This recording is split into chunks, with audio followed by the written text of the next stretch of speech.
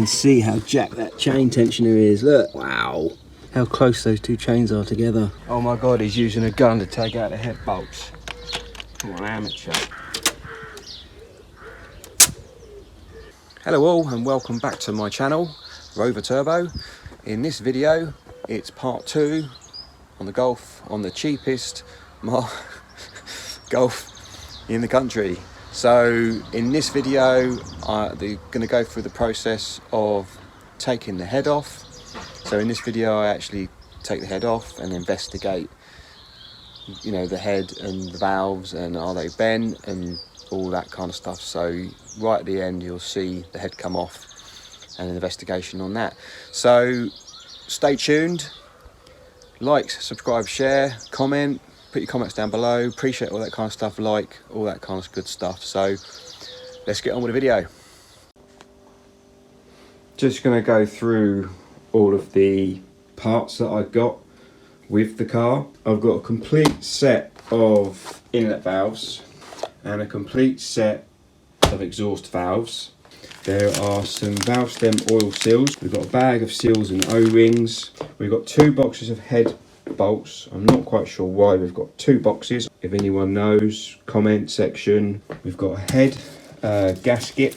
We've got what looks like an exhaust manifold gasket. That looks like maybe a turbo gasket. And then we've got a couple of gaskets in here. I'm not quite sure what they're for. And then we've got the chain kit. So this is the complete chain kit. So it is all 3 chains. So you get the lower sprocket, and then you've got this came with it. It's a high temperature silicone and normal silicone.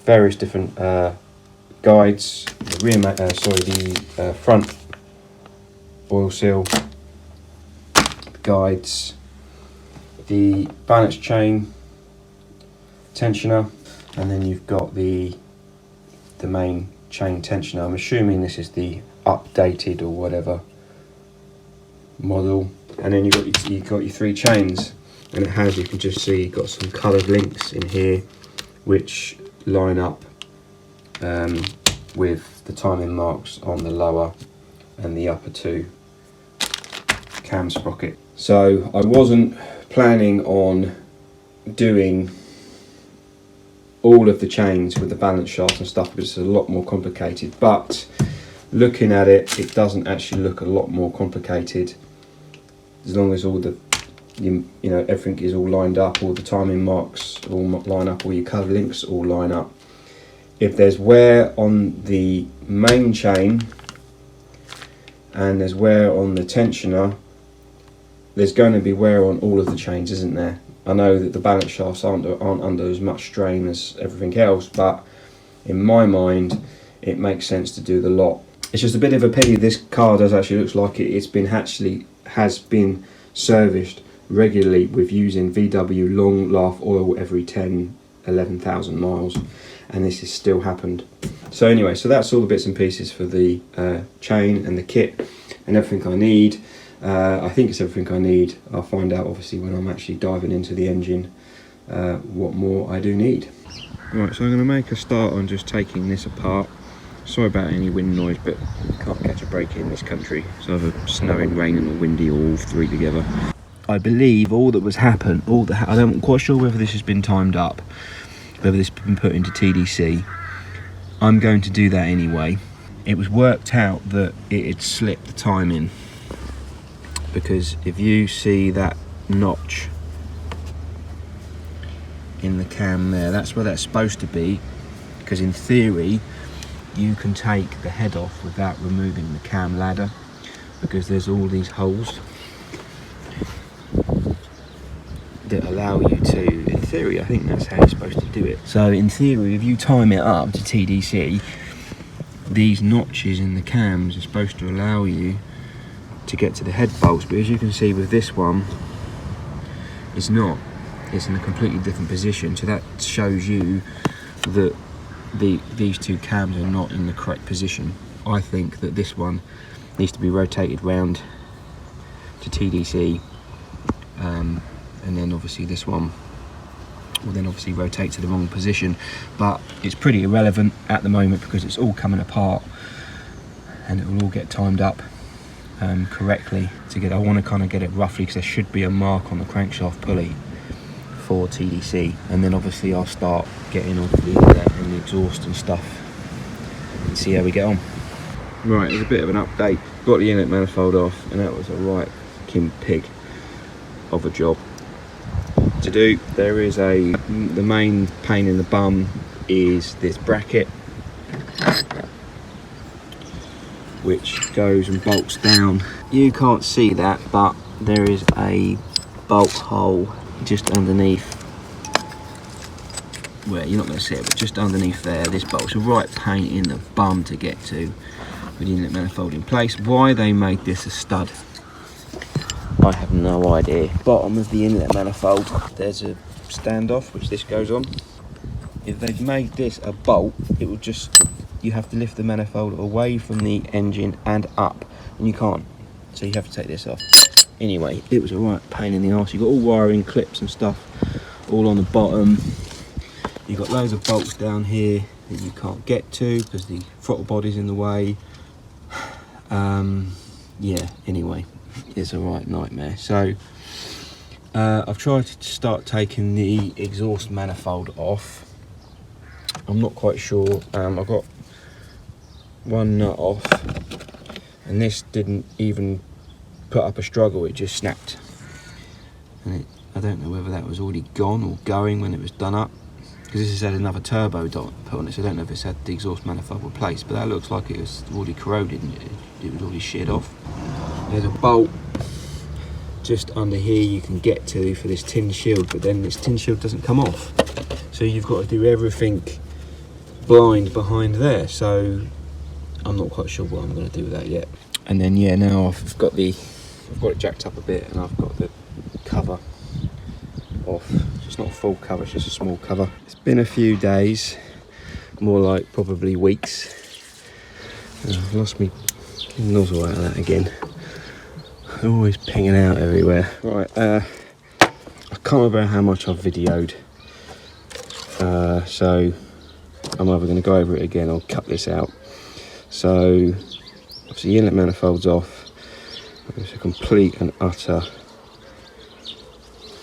you know what, the best way to do this is to get a really long Torx bit, not a Torx bit with an extension, a really long Torx bit, because there's little holes that you have to go through the inlet manifold to get to these lower bolts. So the way I did it was put a normal Torx or Allen, I can't remember, and I put it up underneath and then pushed an extension through. You won't get the Torx bit through the actual inlet manifold. So that was a bit of a, you know what, so I've got that off. So now I'm working on the turbo, which is also a complete and utter, you know what I do is disconnect the exhaust manifold from the head. And these have a really weird design on them, which is supposed to make it easier probably, but it doesn't. But underneath the exhaust manifold there's like a wedge with bolts in it that bolt onto either the head or the block, and then the exhaust manifold kind of sits in that wedge, and then you've got bolts along the top which bolt. One of these snapped off, which is in the head, which I'm not too bothered about, which I am bothered, but I'm not, because obviously I can deal with that when I get the head off. So now I need to somehow disconnect the exhaust manifold from the head, but you can't get to all the lower bolts to slacken them off to release that clamp to remove the exhaust manifold, and plus the studs are still in there in the exhaust manifold. You see the studs, so I'm going to have to take the studs out to be able to lift the exhaust manifold up and then pull it away from the head. So again, you can't really see, but you might be able to see it with that aluminium bracket there and that bolt head there. That clamps along the bottom. I would assume that the bottom of the exhaust manifold is got like a V on it, and then the clamp has got the opposite V. So when it's pushed down on it, it clamps it at the bottom. So this means that they don't have to put bolts in, which is a bit weird. So to get to that stage, you have to remove the heat shield, which is over the top. So this is the heat shield, and it kind of goes in like that. So you've got some bolts, bolt there, a bolt there, a bolt there, but they bolt from underneath. So you obviously have to reach underneath this to get to those bolts, which is not difficult, but it's not exactly easy.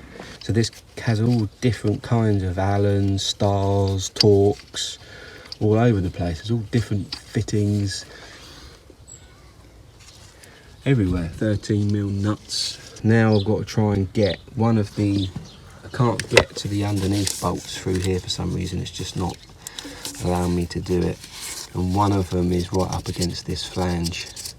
Disconnected the lower engine mount, so it's got a bit of movement now, and I've also disconnected the bracket that holds the exhaust onto the bottom of the subframe.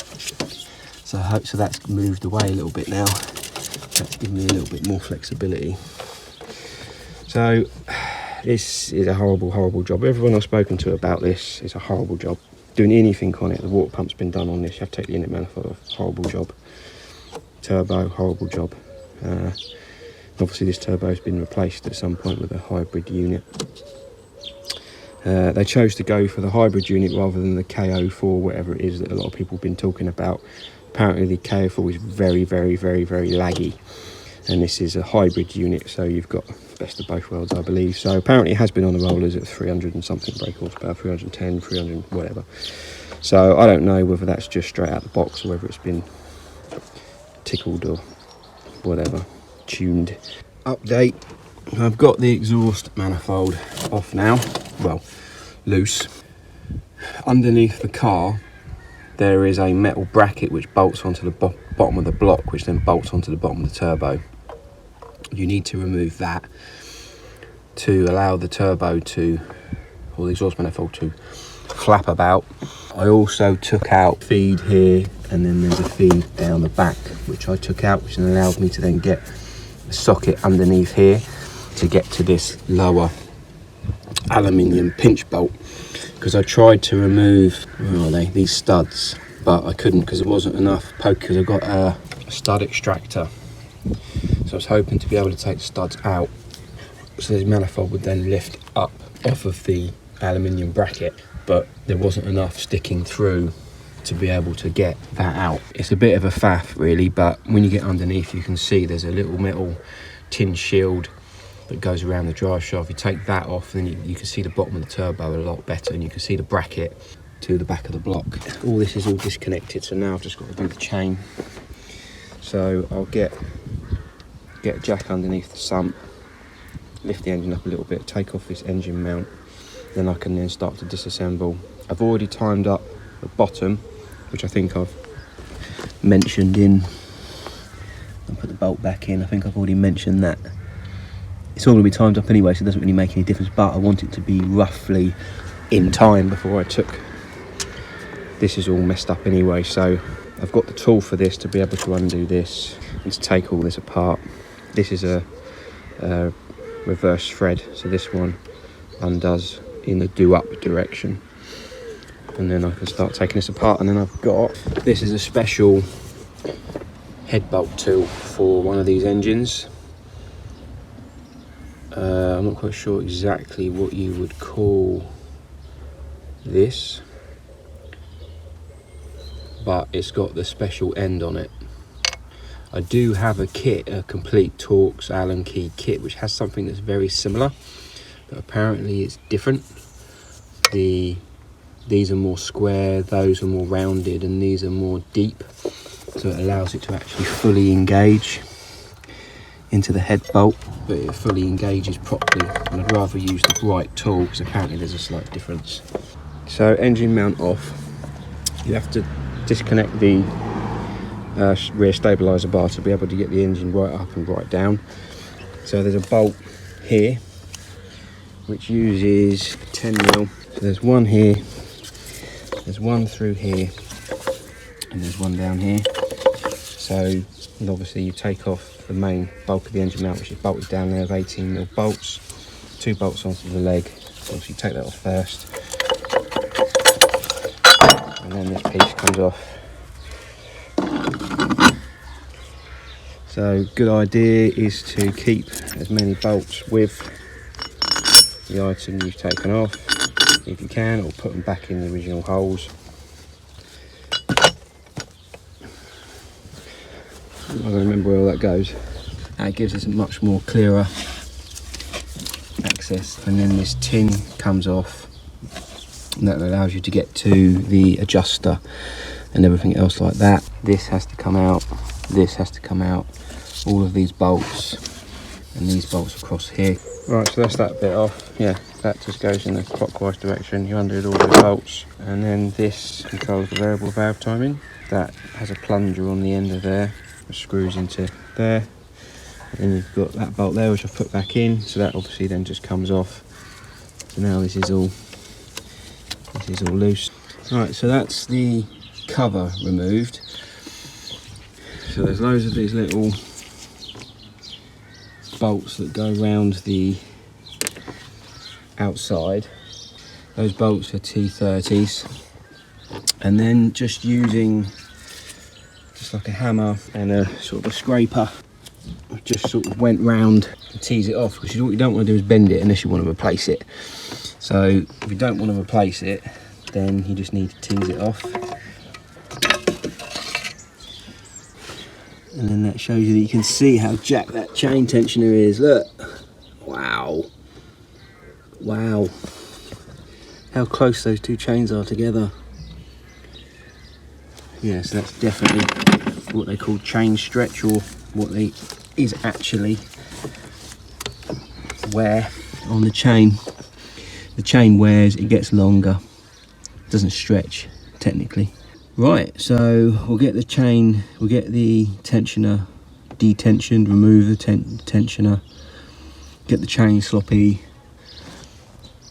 whip the chain off, take the cover off, take the cams out, and then it's the head bolts.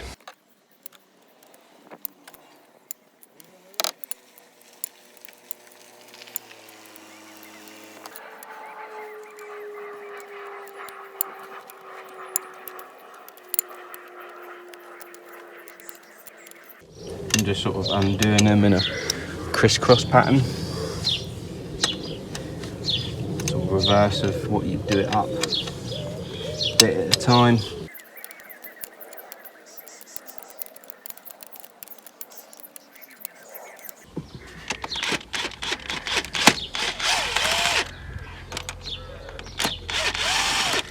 Oh my god, he's using a gun to take out the head bolts. What an amateur.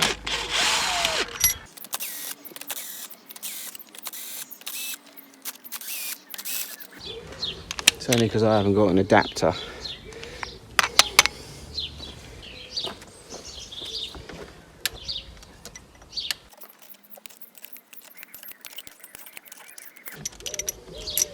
Obviously going to use new head bolts. So, it should be loose. And it is.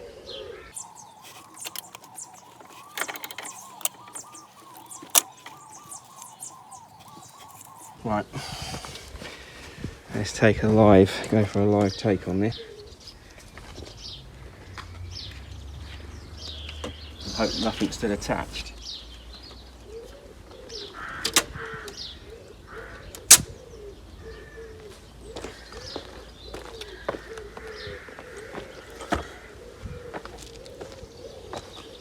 That weren't too bad actually. I'm not quite sure. I wouldn't call that timed exactly, would you? And we've got a couple of indentations. So what's that? That's the exhaust, isn't it? So they're all dented on the exhaust. Doesn't look like the inlet's touched. So probably all exhaust valves are bent. But it doesn't look to be an initial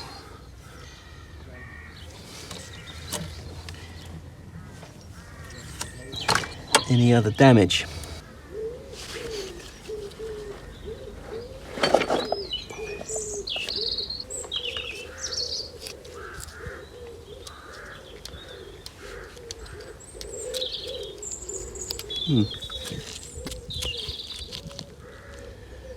Okay, well,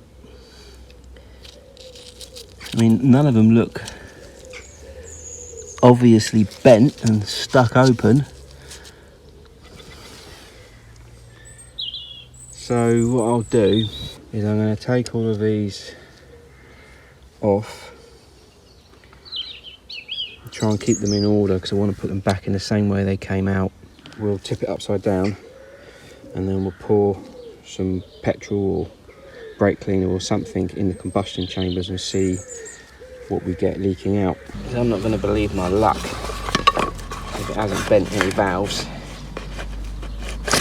which, to be honest, at this stage don't think it really matters, because I'm going to have to do them anyway, aren't I? It's running out of the injector holes.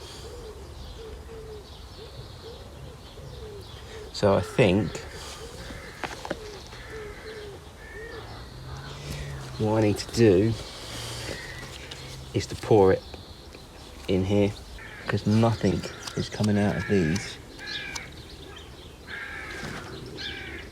And there is a bit of dribble down here, but it's coming out of the injector holes. Bearing in mind it's the exhaust valves that hit, not the inlets. So I'm going to double confirm this, but I just wanted to do this as a really quick check, just to see if there's anything, you know, blatantly obvious, and there isn't. I can't believe that. I've got 16 new valves.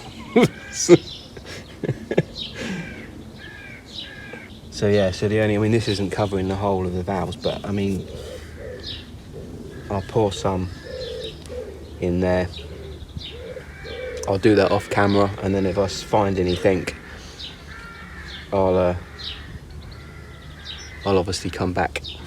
Okay, so yeah, I've poured petrol into all of those ports, and so these are the exhaust, and that one there this has been, I don't know, 2 or 3 minutes. This one has just got a little light, and I would say that that's not bent. That's just the seat. After 100,000 miles, it's not going to seat 100%, is it? And then all of the others are sort of about the same. A slight bit of leakage, but you're going to expect that. And you can see when they've touched together, look, they've obviously, the overlap's all gone skiff and they've touched together. I'm going to have to check. It could have been them touching, and it's bent them, but the initial test that I did was nothing obvious.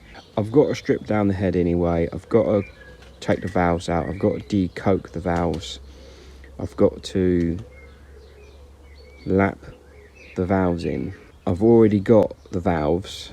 It would be easier to put in all new valves rather than clean the old ones and lap in new ones, and it would be old ones. I mean, obviously the stuff I've already bought them because it came with the car. The car was an X price, and then it was X for all the bits that they bought to fix this problem. So my two options, comments down below what you think I should do. Do you think that I should replace all the valves with new, lap them in, new valve seals, or take the old ones out, clean them, and relap them, put them back in again with new valve seals, and then recoup some value back from the valves by selling them and getting some money back? I said back, didn't I? I don't know. Comment, what do you think? What would you do? What do you think I should do? It means I haven't got to take this to the machine shop. Yes, I've got to check it for flat. There's no reason why it should be warped because it didn't overheat. But I will need to check that with a straight edge, and you know that it isn't warped.